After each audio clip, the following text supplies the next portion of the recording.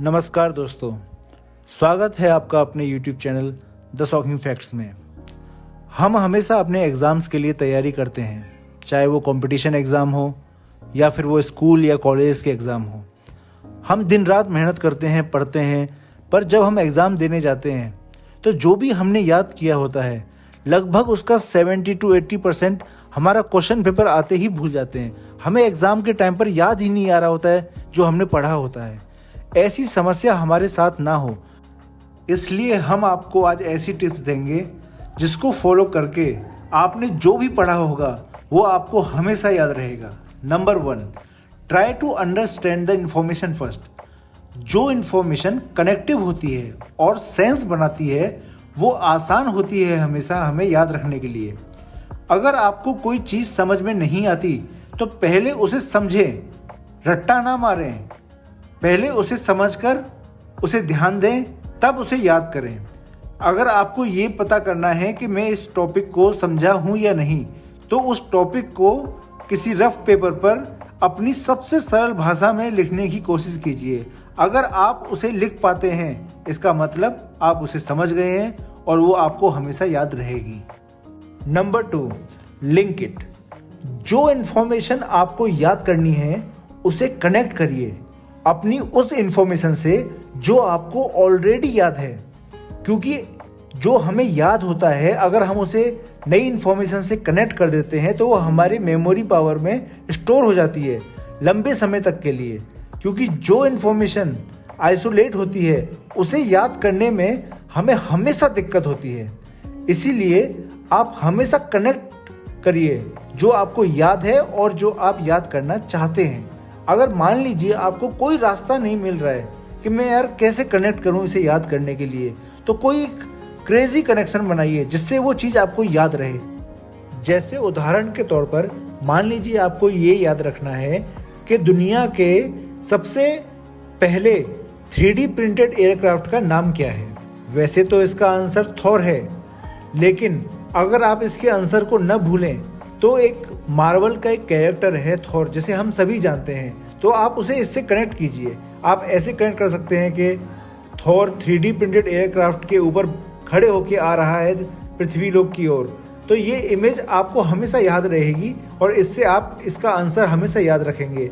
ऐसे ही crazy connection आप हमेशा अपने किसी न किसी टॉपिक पे जिसको आपको लगता है कि आप इसे भूल सकते हैं, आप उससे बना सकते हैं। Number 3, revision before sleep. Studies ने शो किया है कि जब हम सोते हैं तब हमारा ब्रेन प्रोसेस करता है और इन्फॉर्मेशन को स्टोर करता है। इसलिए हमेशा कोशिश किया करिए कि सोने से पहले रिवीजन जरूर करें, चाहे वो थोड़ी देर के लिए ही सही, और फिर देखना ये आपकी कितनी हेल्प करेगा याद रखने में। Number 4, quiz yourself. जब भी आप रिवीजन करने बैठें तो आप सिंपली रीड मत करिए, मतलब बस पेज देखते गए, पेज पलटते गए, देखते गए, पलटते गए। इससे होता क्या है कि उस समय प्रेजेंट में हमें ये लगता है कि अरे ये हमें आता है, ये हमें याद रहेगा हमेशा, लेकिन ऐसा होता नहीं है। एग्जाम के टाइम पर हम उसे भूल जाते हैं। इसलिए हमेशा अपने आप को सेल्फ टेस्ट करिए। जब भी आप रिवीजन करने बैठें तो आप क्वेश्चन को पढ़िए, आंसर मत देखिए, उसके आंसर को कहीं लिखिए रफ पेपर पर या फिर मुंह से बोलिए या मन में सोचिए, और फिर चेक कीजिए आंसर से कि जो आपने लिखा था या सोचा था वो मैच कर रहा है या नहीं कर रहा है। जहाँ पे मैच नहीं कर रहा है आप समझ जाइए आप कहाँ पर अटक रहे हैं, और आप उसी हिसाब से फिर उसको आप दोबारा प्रैक्टिस कीजिए, दोबारा रिवीजन करिए।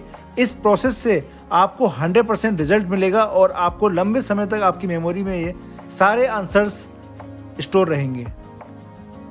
Number 5, right it out. Writing से हमें बहुत हेल्प मिलती है। जब भी हम लिखते हैं तो हमारे हैंड और ब्रेन के बीच में डायरेक्ट कनेक्शन बनता है। जब भी आप लेक्चर में हों तो हमेशा अपने नोट्स को अपने हाथों से लिखें, या फिर आपने अगर रफ वर्क में लिखा हो तो जब आप घर आके फेयर करते हैं तो उसे भी अपने हाथों से लिखें, शॉर्ट नोट्स बनाएं। ऐसा करने से होता क्या है कि जब भी अपने हाथों से लिखेंगे तो आपके हाथों का और आपके दिमाग का जो कनेक्शन बनते रहेगा बार बार, उससे आपकी मेमोरी में आपकी इंफॉर्मेशन डीप स्टोरेशन में जाती जाएगी और आपको लंबे समय तक याद रहेगा।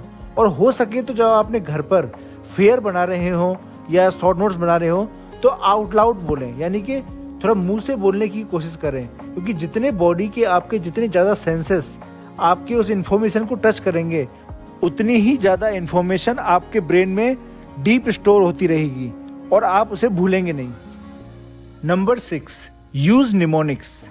निमोनिक्स एक सिस्टम है, एक ट्रिक है जो आपको हमेशा हेल्प करता है किसी भी चीज़ को हमेशा याद रखने के लिए। जैसे मान के चलिए आपको याद करना है कि रेनबो में कितने कलर होते हैं, जैसे violet, indigo, blue, green, yellow, orange, red. ये हम जानते हैं कि ये सब कलर होते हैं, लेकिन हम इसे भूल न जाएं तो इसके लिए हमें निमोनिक्स का सहारा लेना पड़ता है। जैसे हम करेंगे क्या, वायलेट का V, इंडिगो का I, ब्लू का B, ग्रीन का G, येलो का Y, ऑरेंज का O, रेड का R। हम सब कलर का फर्स्ट लेटर ले लेते हैं और बनता क्या है, विबग्योर। अब आपको सिर्फ विबग्योर याद रखना है और आपको हमेशा याद रहेगा कि रेनबो में कौन कौन से कलर रहते हैं। Number 7, exercise. सीरियसली स्टडीज ने ये शो किया है कि जो भी इंसान एक्सरसाइज करता है उससे उसकी मेमोरी में और उसकी लर्निंग कैपेबिलिटीज में बहुत इंप्रूवमेंट देखा गया है, क्योंकि एक्सरसाइज करने से हमारे ब्रेन में न्यूरॉन्स बनते हैं जो हमारी मेमोरी से रिलेट करते हैं। इसलिए चाहे आप कार्डियो करें या रेजिस्टेंस ट्रेनिंग करें, कुछ भी करें, दोनों आपके हेल्प करेंगे आपकी मेमोरी को बहुत ही स्ट्रॉन्ग बनाने में। ऐसी और अधिक इंटरेस्टिंग वीडियोस पाने के लिए हमारे चैनल को सब्सक्राइब करें, वीडियो को लाइक करें और शेयर करें। Thanks for watching.